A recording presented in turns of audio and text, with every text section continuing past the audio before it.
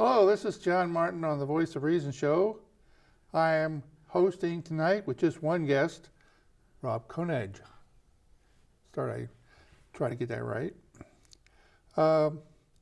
He's got a big list over here, so I'm going to have him start, and then I'll blab away after you start with the topic. Very good, John. Thank you. We here at the Voice of Reason love Shrewsbury. That's why we've been here. How many years have you been here, John? Since 1998. That's a while. So that's 23 years, in that range. Something like that. I've been here about 19 years. And in fact, when I was growing up, I would come to Shrewsbury, not only to Spags, which was, a great place to come and enjoy and buy a lot of Boy Scout stuff and sporting goods and all kinds of other things. But I used to come here to use Lake Quinsigamon. I did a lot of water skiing back in those days. In high school, believe it or not, we had a boat on the other side of the lake, I believe where the towers are now. It was a place called Dock Chevrons or Severins. He had a marina there. We had a boat there. So I enjoyed the lake from that side for a few years, and then we moved the boat to over where the Hi-Hat Club was on the lake. I believe it was another marina there. So that's another bunch of years that I've enjoyed Shrewsbury from that realm. And that's why I love this town. And the Voice of Reason is to present both sides of an issue and to bring up issues to really be looked at and addressed. It's kind of like the view for men, shall we say.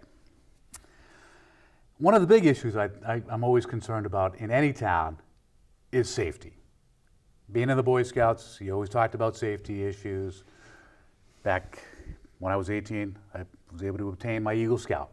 Oh, very good. Signed by Ronald Reagan himself.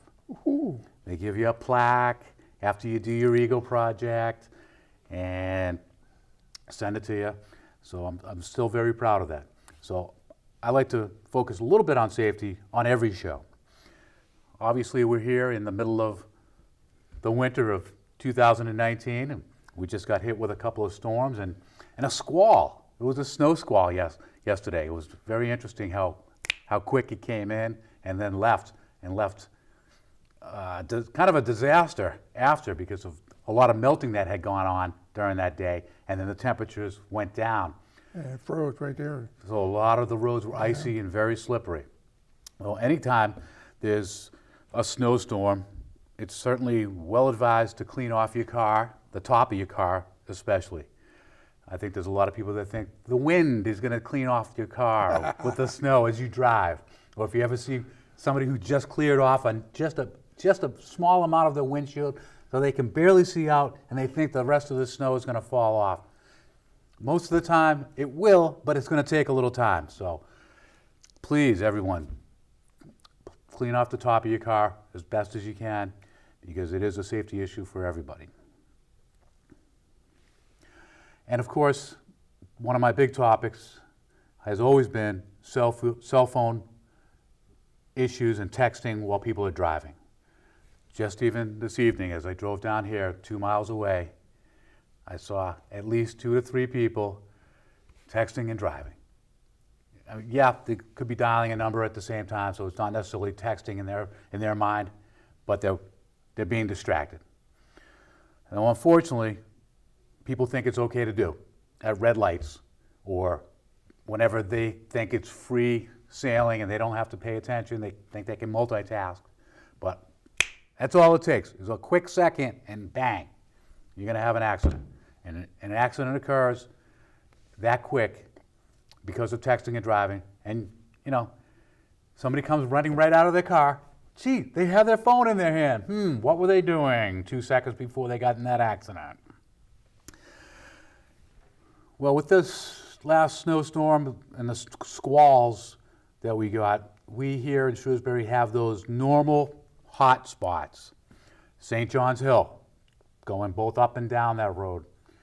If there's a truck that doesn't have any weight or a load in the back, it can have a very difficult time going up that hill, especially if it hasn't been salted and sanded.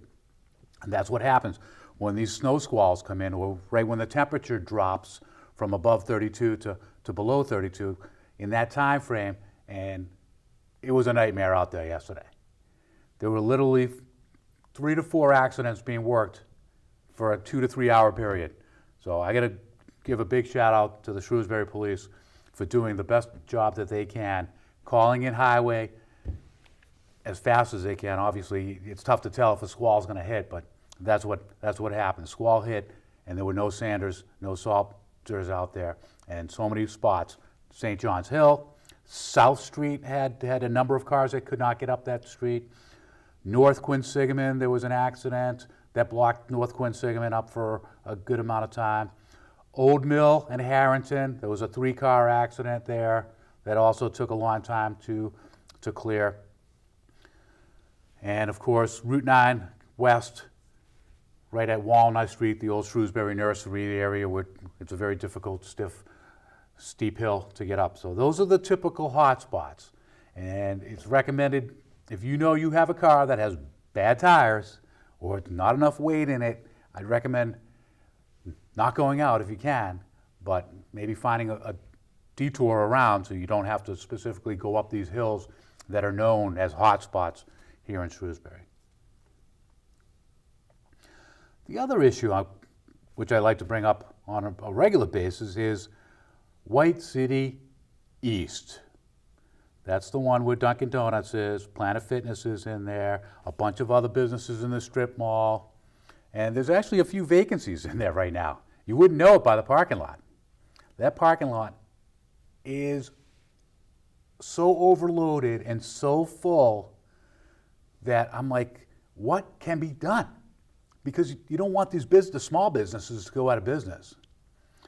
So, and Planet Fitness has had such a tremendous growth in the area, because anytime there's a gym in Worcester that closes down, and this has happened a couple of times, they try to bring their members in.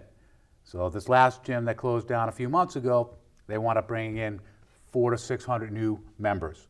And the new members are the ones that go more often. So right now, if you try to go to Planet Fitness anytime between 4 o'clock and 7 o'clock on a Monday, Tuesday, or Wednesday, good luck trying to find parking. So my suggestion is, at some point, they're going to need to do something with a parking structure there. Whether it's a 1-story up parking structure or they dig down, something needs to be done. Because what happens is the cars start going around the parking lot there. They can't find a spot. Then they start waiting and waiting. So it starts to back up the other cars. And you know this because when you pick up Andre, you see what goes on there. Yeah, but I park in handicap parking, and I always usually have a spot somewhere. There's about 4 spots along that one row, and I just go down there until I get one, and I go in there. Yeah. And if all else fails, I'll go down to Dunkin' Donuts. They always have free parking along the Route 9 there. The front area, sometimes Right in the front. those are free. Yeah. So I park in there, walk back. Though that's definitely the way to go is my recommendation. Once you pull into the parking lot, find the first spot and just park. That's right. Just park and walk the rest of the way. Or, let Andre know where you are and he'll come and find you. That way, because what happens in that front area, people drop off their kids or drop off somebody that's going to go work out at Planet Fitness, and then they wind up coming back to pick them up later. They may not be ready yet, so they're waiting out there longer. So And the no parking lane. in a fire lane, Yeah. in a fire lane, which is basically a fire lane means no standing. Also, I've That's right. Okay. looked that That's up. right. So that what happens is then the cars come to try to get around. There's almost no clearance for 2 cars to get through. You've got people coming across. The minute they come out of the gym, they're on their cell phones looking down to see who called me while I was working out at the gym. So people fly out of that door right into the parking lot, barely even looking to see if there are any cars. They still probably have their earbuds in their ears, so you don't even know if they can hear you. So be very careful in that parking lot. I can tell there's It's a tragedy waiting to happen there, unfortunately. And then the balloon people, they go in to get balloons at Party City. They don't think they can get from the door to their car with 6 or 7 balloons. So again, they park right in front, go in, not knowing how long it's actually going to take for them to buy these balloons, and they come back out, and their car has been, sitting there obstructing traffic and a crosswalk that's there too. So those are kind of my safety issues. I tonight. can't tell the number of times that you've actually brought up that parking lot. It's a nightmare. It's a nightmare, and it's not getting any better because Planet Fitness does not limit their membership. I think there's literally 4,000 members, and say 20% of those go on a regular basis. You still have 800 people in and out of there 2 to 3 times a week. And then, of course, you have your members that signed up once, or they think they're going to go and they never went. So it's just a real hot spot for me. We did get some good news this week. Good news is that the State Housing and Community Development Committee in Boston, they accepted our grant application here from Shrewsbury to do a study of the downtown issues. They call it the wayfinding and branding strategies. So they're going to take the $15,000 and use it for certain studies and see how we can make downtown more accessible, more friendly, bring people off Route 9 back to the downtown area, and hopefully take into account what's going to happen with the Beale School setup, whether they're going to take that school down, make some parking there, strip mall. That's from what I've heard. I'm not sure exactly what's going on with that. I really haven't been following. I don't think anybody knows what's going on. They've had discussions at town meeting about different things that are happening as far as studying. As an example, senior housing has been discussed. Whether it's a good idea or not, that they didn't come out with a final vote on that one. Obviously, they've talked about parking. They could turn that into all parking.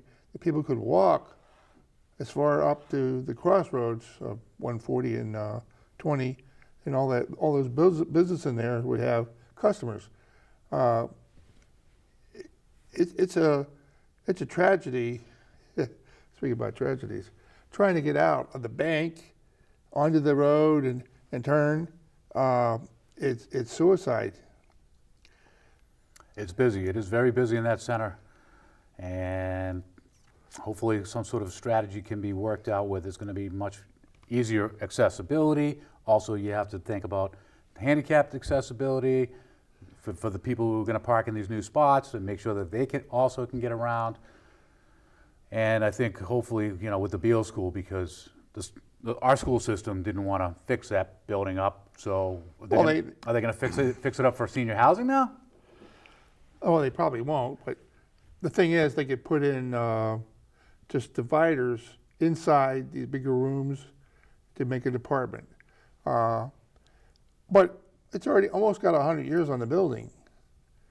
I don't think it's a good idea to have new housing in a building that old, because you won't get the payback as long as you think you might, because it's getting old. And a lot of this senior housing is now winding up in Section 8, hands of people with Section 8 vouchers. So it's not only seniors that are living Oh, in. yeah, poor people, yeah. Yeah, it's not only seniors. And unfortunately, they're causing a lot of problems with the seniors that are living there. So maybe if they can segment, and say, okay, this one's specifically for Section 8, and then these other ones, whether it's Francis Ave or the other one on South Quinsigamon, and just make that specifically for seniors. Hopefully, that may smooth some of the issues out that they're having now at the tower. And I know there's election coming up, and one of our friends is going to be running for a seat there. But I'll let her make that announcement. For selectmen, you mean? Not for selectmen, for housing. Oh, housing, Housing, okay, yeah. yeah. Yeah, let's not get, she didn't want to rush it until she got a full platform. Okay, now on to the big issue of the day. From what I've been told, our high school is 20 to 25% overloaded. Have you heard those numbers also? I haven't heard a percentage. But it takes it. Well, what's wrong with the high school, basically, is that if they don't have the room, they don't teach some of the electives that are extra, which would help the student's resume look better. That he's taken extra courses in something or other. So they've cut him back. And so instead of graduating with so many credits, they shortchange everybody some so that they can squeeze them through the number of classrooms they have. I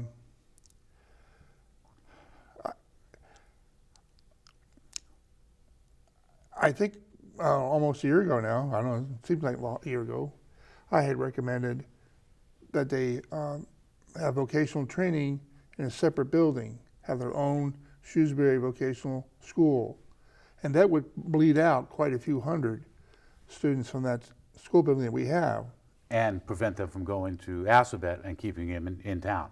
Right. And Saving us I think money. it's, well, I don't know about saving money. Everything costs money. But the point is, it's time. Our town is getting big enough. We were begging for seats from everybody else, and now they're closing us down. We used to go a lot to Worcester vocationals. Now can't get anybody in there. And so Aspet's also put a lemon on us. And I know the last time I saw a meeting, which was 2 years ago, when they were doing drafting, you know, who could go to schools. There was 100 students that didn't get any position anywhere for vocational training, about 100. And that was just in the freshman class. Oh, they wanted to go to Assabet, but they get denied. They wanted to go somewhere. Yeah. Obviously, there's a few that always go somewhere like for farming, but it has to be done maybe the last 2 years of high school where they actually live in to get experience with farming. Well, that math and science school in Marlboro, AMSA. The math and science school in Marlboro is also, I believe, another. It's in that one. group, and we used to send a lot more than we do now. And the way we got away from that is they went and interviewed the parents and said, why are you sending your child to that school and not to our public school? And they told them they wanted more math classes and science classes, specifically which ones they wanted. And we went back and we gave it to them. And then the numbers went way down going to that school because that wasn't an excuse anymore to leave the public school system because they had the courses there.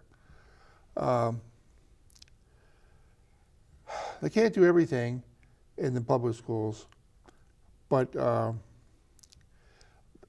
they need to do something more to funnel those students within the town. One was vocational training.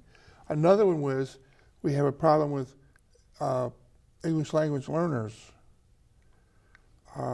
If they come into town and are speaking another foreign language, they have to learn it the next class that they take in English, which is it's a wipeout.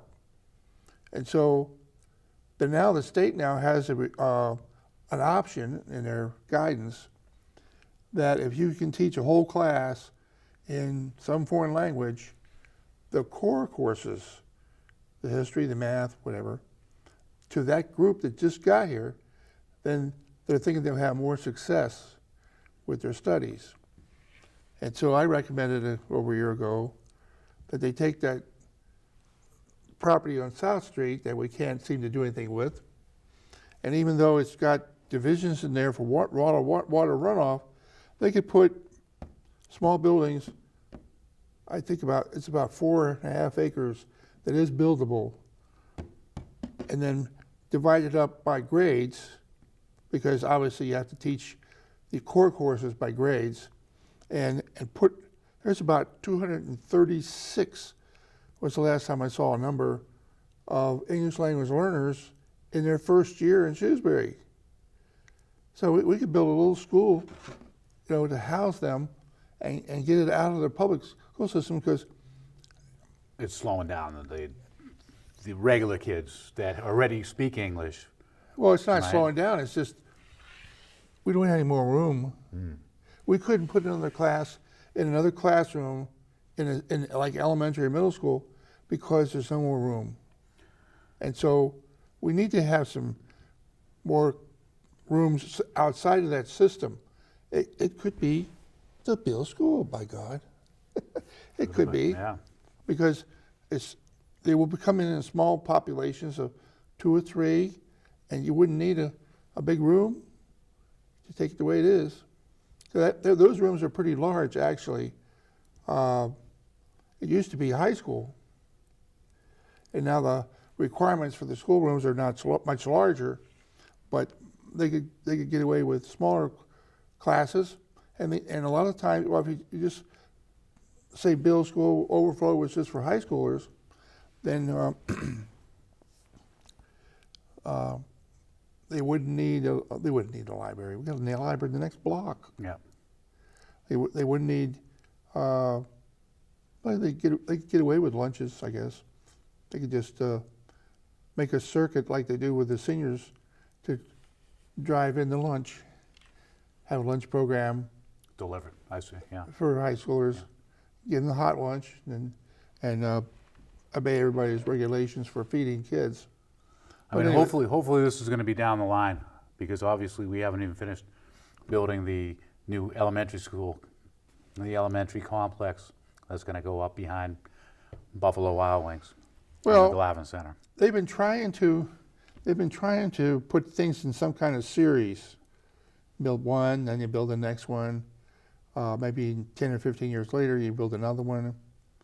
But the problem with the Shrewsbury problems is they're not symmetrical. I mean, we used to predict overflowed classrooms in a new building within 2 years. In some cases, it came the first day of school. The first day of school, they was overloaded. Then they took away the teacher's lounge and other rooms so they could have more room in there. They spend more money on teachers, but at least they had a place to teach. Well, which leads right into my next issue. When a student wants to enroll in our school system, what do they have to present to prove that they're a resident of this town? And can they just be simply renting out somebody's basement and now they have a residence here, and all of a sudden they're going to send their kids to school because the actual owner of that house said, gee, I need a little help with some payments. Maybe I'll get $800 a month, and you're going to bring in, maybe it's a single mother and a child, or a single father and a child, and now that child's going to go to our schools. Is that, I don't know if that's legal, but Well, it doesn't sound too copacetic. Well, if they're renting, then they can prove that they pay rent to a person that lives in Shrewsbury, or at least owns a house in Shrewsbury. But does it have to be a separate A dwelling? apartment? A separate apartment? Does it have to be, 2 meters on the house? Or can you just rent out a room and say, now I'm going to...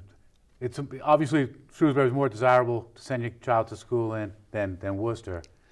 So I don't know what the numbers are, but my guess is They're getting away with it. there's a lot of people getting away with it. Yep. Yeah, and the same thing also with grandparents that own their house here in Shrewsbury for a number of years. Their kids have grown, they've moved out. Maybe they're living in Worcester, but the kids say, "Let me drop little Johnny off at grandma's every day, and we'll enroll him into Shrewsbury schools."